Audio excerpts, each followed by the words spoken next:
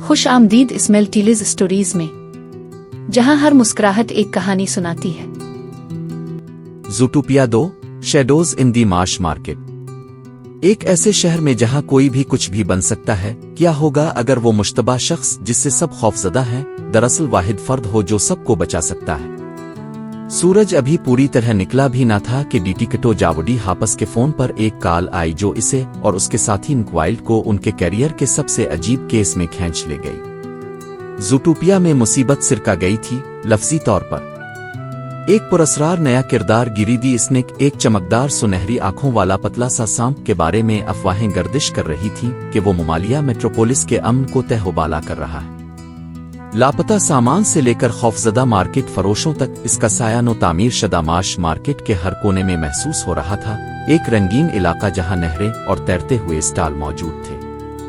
تفتیش کے لیے بھیجے گئے جاوڈی اور نک نے پایا کہ مقامی لوگ تقسیم ہیں، کچھ کا کہنا تھا کہ گیری خطرناک ہے، جبکہ دیگر سرگوشی کرتے کہ اسے پھنسانے کی سازش ہو رہی ہے۔ ان کی تلاش کی شروعات نیبلز میپل اسٹک سے ہوئی، ایک حد سے زیادہ باتونی بیور سازشی تھیورسٹ جو بضد تھا کہ گیری مارکیٹ کو ڈبونے کی سازش میں شامل ہے۔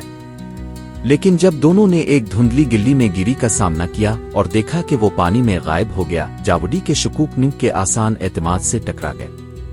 ان کے اختلافات اتنے بڑے کہ چیف بوگو نے انہیں پارٹنرز ان کرائسس کاؤنسلنگ میں بھیج دیا، جہاں ڈاکٹر فزبی، ایک سنجیدہ کیپی بیرا تھراپسٹ، نے انہیں اپنے عدم اعتماد کا سامنا کرنے کا چیلنج دیا۔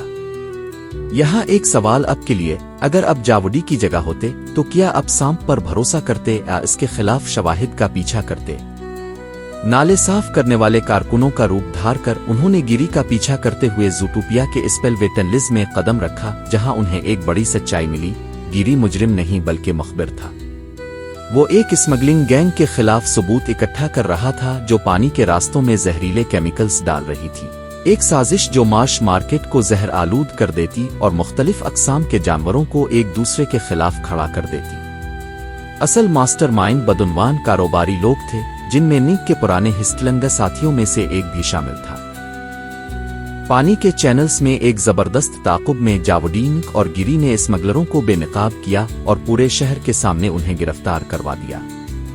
اگرچہ گیری رپورٹرز کے پہنچنے سے پہلے ہی غائب ہو گیا، لیکن اس نے ایک نوٹ چھوڑا جس میں شکریہ ادا کیا گیا تھا کہ انہوں نے ظاہری شکل سے بڑھ کر سچ پر یقین کیا۔